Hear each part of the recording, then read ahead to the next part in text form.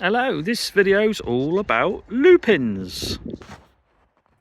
So it's Darren from Grill's Cottage Garden Plants here in Cornwall in the UK. I'm filming this on the 18th of May. So lupins. Lupins are considered a short-lived perennial. This one is absolute a beauty. I've actually found that this lupin I'm looking at here, and then the next lupin which is coming into flower here, and this nice purple and sort of white one is 8 years old. So yes, we have had lupins die after 5 years.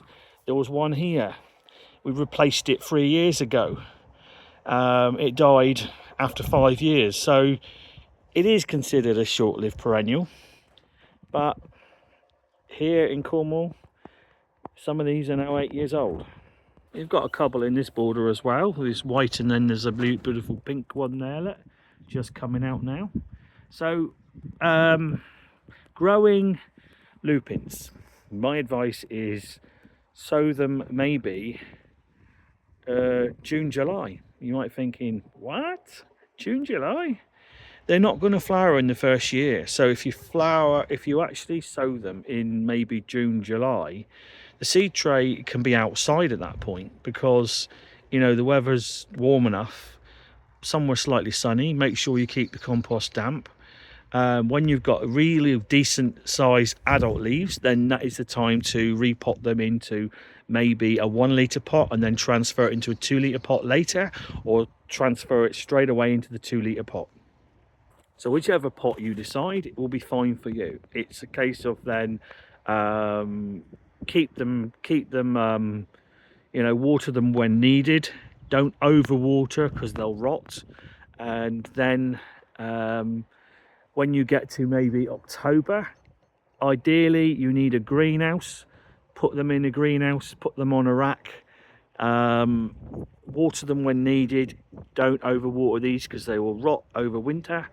And then you'll find by the end of March, sometime April, it'll be growing back, the leaves will be growing back, and I would say by early to mid-April they can come outside of the greenhouse, and then you could almost plant them straight away. Now lupins have got a bit of a rap when it comes to slugs and snails. How do I manage to get lupins like this in my garden? It's gritty builder's sand is my advice. So round the base of the plant, not right to where the stem is, maybe about 5 to 6 inches away from where the stem is, put a mound of gritty builder's sand around the plant. That will stop most of the slugs and snails, as it being a young plant, from absolutely devouring it and destroying the plant. If you have heavy rain, then obviously that builder sand is going to wash away, and then you need to get out in the garden the next day and redo the little ring of sand. Make sure it's mounded so it's like a mountain all the way around, and that 99% of the slugs and snails will not cross that because they don't like the sand sticking to their slime pads. The lupins that we grow is one called Russell strain. They're pretty damn good for growing, very easy to grow. You can get Russell strain in obviously a mixed packet, or you can get Russell strain in individual colours. If you're looking for lupins, I would say lupin seeds, I would try maybe Premier Seeds. They do Russell strain. You might have a bigger choice if you go to somewhere like Chiltern Seeds. I would highly recommend Chiltern Seeds for lupin seeds. Going backwards slightly, so when you sow them, you only want to sow them and just lightly cover them with compost, or you can use obviously something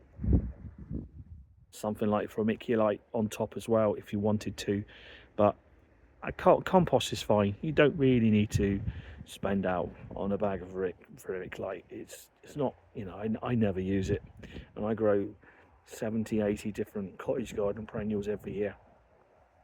So once you can get them established like this, you know, after the first year, you'll find that, you know, slugs don't bother them so much, and if they do have a little nibble on the bottom, then that's fine. They're not going to be visible by the time we get to this stage. So deadheading. If we try and find one here, let's go into this lupin. Let's take this lupin here. We'll follow down, and you see a leaf coming off, and you see another sort of bit of leaf coming off there. So when you cut back your lupins, if you actually cut this lupin back when he's nearly had it, snip it about there, leaving this section in place there, this will come up with a secondary flower. You'll find that the first lupin flower is quite big, the second one will be about half the height, and then if you do it again later in the season, then you'll have a third lupin, but the third lupin will literally be about so big. Okay, so you can actually get lupins to flower 3 times over a course of a summer. So lupins are not just about being a May, June flower. You can extend this to June, July, into July as well, yes. So the key point is gritty builder sand. That will cure a lot of your slugs and snail problems when the plants are young. And I said, if you sow them maybe June, July, they'll follow the following year when you put them in the ground. So any likes, fantastic. Any comments, I do my best to come back. Can't come back instantly, I'm afraid. And also subscribe if you wish to.